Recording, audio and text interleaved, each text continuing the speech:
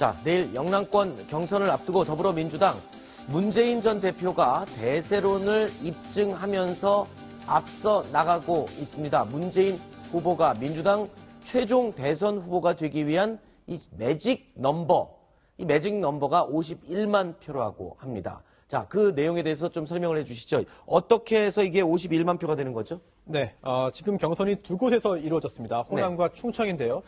이 두 번의 경선의 그런 득표를 합산한 그런 그래프를 보고 계십니다. 네. 우선 문재인 전 대표가 1위를 달리고 있습니다. 20만 표를 넘었고 또한 또 아직도 과반 이상인 55.9%를 득표했는데요. 2위는 안희정 충남지사입니다. 9만 표를 넘겼고 약 4분의 1인 25.8%입니다. 3위가 이재명 후보인데요. 6만 표를 넘겼고 18.0%. 그리고 최성 후보는 여기에서 좀 뒤처져 있는 그런 수치를 보이고 있습니다. 네. 자, 이 지금까지의 중간 득표수가 이렇게 되는데 조금 전에 제가 잠깐 말씀을 드렸던 51만 표. 왜 51만 표가 매직 넘버라고 일컬어지는 겁니까? 뭐 과반을 50%를 넘으면 일단 결선 없이 최종 후보가 됩니다. 자, 지금 뭐 지도도 나오고 여러 가지 숫자들도 나오는데요. 제가 결론만 간단히 말씀을 드리면 전국에 지금 민주당 경선에 참여한 선거 인단수가 214만 명인데 지금까지 충청 호남에서 참여했던 저 214명이 다 참여를 하진 않거든요. 그중에 참여한 사람 투표율이 한 67% 정도라고 보면 앞으로도 그 비슷한 사람들이 투표에 참여할 것이다.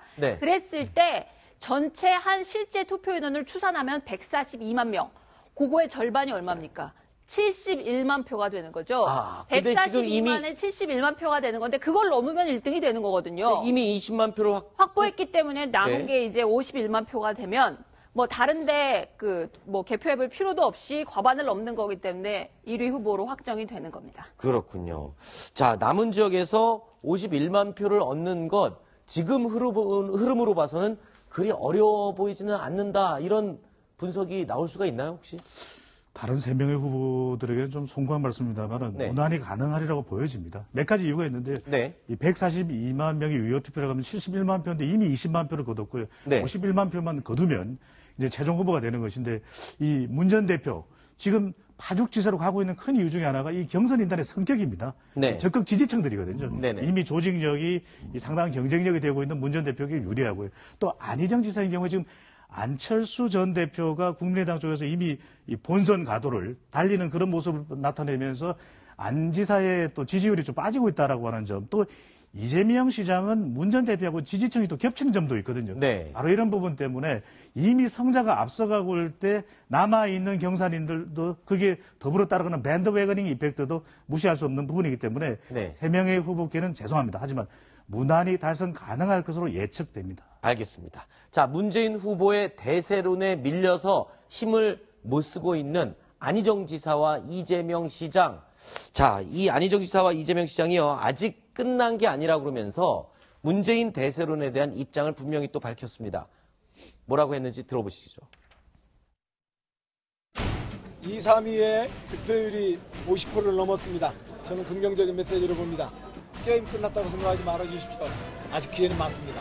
수도권 60%에 이르는 유권자들에게 역전의 기회를 잡도록 하겠습니다. 민주당 경선에서 후보를 선택하는 가장 중요한 기준은 누가 과연 야권 연합 정부를 만들 수 있는가에 달려 있어야 합니다. 국민은 문 후보로 정권 교체를 할 수 있을까에 대해서 불안해하고 있습니다. 우물한 대세론으로는 결코 승리할 수가 없습니다.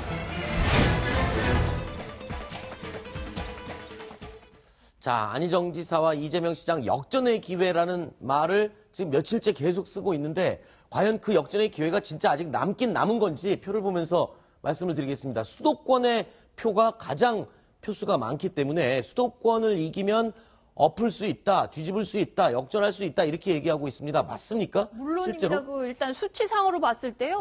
수도권과 제주를 합쳐서 다음 주 월요일 날 경선을 하는 투표인 단수가 71%로 비중은 가장 큽니다. 지금까지 투표가 이루어진 데가 호남하고 충청 합쳐가지고 한 20% 이루어졌고 내일 영남권 투표가 있고요.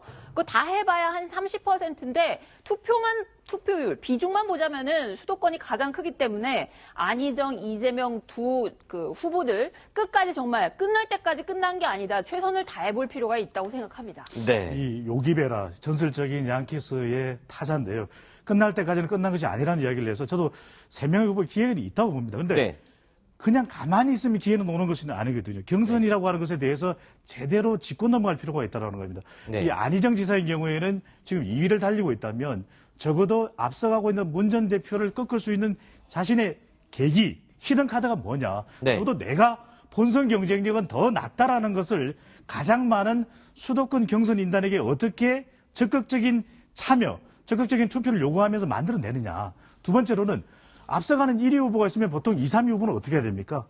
서로 간에 앞서는 1위 후보와 맞설 수 있는 이 경선 내에서도 연대를 할 수 있는 것이거든요. 그렇죠. 그러니까 2위인 안희정 지사와 3위인 이재명 시장이 뭔가 이것을 반전시킬 수 있는 두 사람만의 연대는 왜 생각해보지 못하는지 네. 그런 계기 마련이 필요해 보입니다. 서로 2등이 되고 싶으니까 그렇겠죠.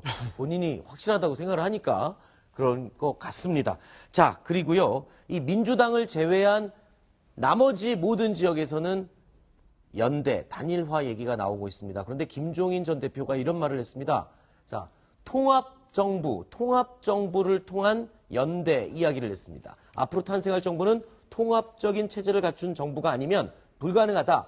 이 통합정부를 만드는 과정이 단일화 과정과 결부될 수밖에 없다. 통합정부와 단일화, 이 두 개의 의미, 해석을 좀 해주시죠. 어떤 뜻일까요? 뜻으로 볼 게 아니고 이제 통합정부라는 거는 지금 민주당 빼고 나머지는 원톱 개인기로 돌파해서 단독 집권할 수 있는 그런 세력이 지금 없습니다. 네. 현실적인 아주 냉정한 현실인데요. 축구의 비유를 하자면 원톱 개인기로 돌파할 수 있는 굉장히 잘하는 팀이 있고 지금 통합정부 김종인 전 대표가 얘기하는 거는 팀이 뭔가 시스템에 의해서 팀워크로 좋은 성적을 내는 그런 정부의 형태를 만들자. 다시 말해서 개헌을 해서 지금 대통령이 인사권도 가지고 돈도 나눠주고 정부에 400조를 나눠주는데 그 대통령 말을 안 듣고 누굴 듣겠습니까? 네. 이런 권력의 어떤 그런 형태를 좀 내각제도, 권력 분점 형태로 좀 바꾸는 그런 형태의 정부를 해야 된다. 그 네. 취지를 설명한 것으로 보이고요. 거기 동의하는 사람 내가 깃발 들 테니까 여기 모여라. 해가지고 지금 단일화 논의를 지금 이끌고 있는 걸로 보입니다. 자, 이 말을 한 김종인 전 대표와 함께 한 자리에서 의논을 했던 홍석현 전 회장이 또 비슷한 얘기를 했습니다. 함께 들어보시죠. 통합정부나 공동정부나 제가 얘기하는 그 대타협론은 토론과 타협에 의해서 합의를 도출해서 이렇게 가자는 거고, 그런 강제적인 하향식 정권 주도의 적폐 청산은 바람직하지 않다. 어떤 개인을 반대해서 연대한다. 그건 맞지 않는 이야기 같습니다. 자, 그런데요. 이 만남, 이 통합정부, 연대, 단일화, 뭐 이런 것들을 논의하는 이 자리에 대해서 자, 우상호 원내대표가요. 평가를 내놨습니다. 이런 평가를 내렸네요. 직접 들어보시죠. 바른정당과 국민의당 사이의 연대설, 그건 저는 가능하지도 않고 정당하지도 않다고 생각합니다. 김종인, 정운찬, 홍석현 이 세 분 사이의 물밑 만남에 대해서 주목들 하고 계신데 이 세 분은 정당에 기초하지 않은 자연인들의 만남입니다. 실제 당선 가능성도 없다. 그 점에서. 자, 이 굵직한 세 인물의 만남을 아무 의미 없는 만남이었다라고 폄훼를 하는 것 같습니다. 어떻게 보십니까? 왜냐하면 우상호 민주당 원내대표니까 지금 현재 전체적인 대선 국면은 문재인 후보가 아주 단연코 1위를 하고 있는 후보가 되고 나머지 후보들은 사실 공동으로 연합전선을 펴야만 문재인 후보의 어떤 상대 후보, 문재인 후보를 위협할 만한 후보가 되는 거 아니겠습니까? 네. 그런데 나머지 후보들이 지금 통합정부, 단일화 이런 얘기를 하는 거니까 당연히 우상호 원내대표로서는 저렇게 얘기할 수밖에 없는 것 같고 네네. 지금 현재 사실은 공동정부, 통합정부, 단일화 이런 얘기가 나오지만은 네. 만약에 문재인 전 대표가 대통령에 당선이 된다고 할지라도 혼자 그 다음에 새 정부를 이끌어가기가 어렵습니다. 지금 현재 네. 당이 무려 5개나 되지 않습니까? 네. 어느 당도 과반수를 얻고 있지 않고 네. 그리고 바로 국회 선진화법 때문에 60% 이상을 갖고 있지 않으면 쉽지가 않습니다. 그렇기 때문에 어느 당이 대통령, 어느 당의 후보가 되더라도 사실은 연대할 수밖에 없는 거다. 그렇죠. 그런데 지금 현재 국민의당이라든지 그리고 또 바른정당 이런 자리는 사실은 정당은 다르지만은 약간의 안보라든지 아니면은 경제정책, 복지 이런 데서 상당히 비슷한 부분들이 많이 있거든요. 그러니까 네. 연대할 가능성이 많이 있는 거고 네. 또 완전히 다른 자유한국당은 도저히 자신의 당에서 대통령을 만들어내기는 어려운 상태거든요. 네네. 그러니까 다른 데 끼어서 가려고 하는 그런 가능성은 앞으로 많이 있다. 이렇게 볼 수 있습니다. 네. 이 단일화가 필요한 여러 가지 이유들 가운데 또 이 다른 요인이 또 하나 있다. 선거 비용이 또 단일화에 대한 필요성을 강조할 수 있다라고 하는데 이건 뭐 어떻게 된 얘기입니까? 득표가 미미하면은 선거에 네. 과연 나설 수가 있겠느냐. 네. 이 비용 부담도 단일화, 정작 본선에 나가는 상당한 이 기준, 그렇죠. 부담으로 작동할 수가 있다는 것인데 2007년 대선이 아주 좋은 모델입니다. 당시에 네네. 보면 문국현 창조한국당 후보가 5.8%를 득표하면서 네. 보전을 못 받았어요. 아. 정말 캠프에서는 한숨이 계속 이어졌다는 네. 전언이 들리거든요. 근데 다른 후보, 바로 이 이해창 후보는 15% 달성하는 바람에 다 보전받았습니다. 아하. 그러니까 당시에 보면은 이 정작 후보인 이해창 후보보다는 캠프에 있는 사람들이 15% 이렇게 이야기를 할 정도로 이 선거 비용 보전은 후보들에게 선거를 끝내놓고 나면 상당히 좀 민감한 부분이거든요. 네. 바로 이 선거 비용 보전과 관련된 부분도 이번 본선 출마 대진표의 중요한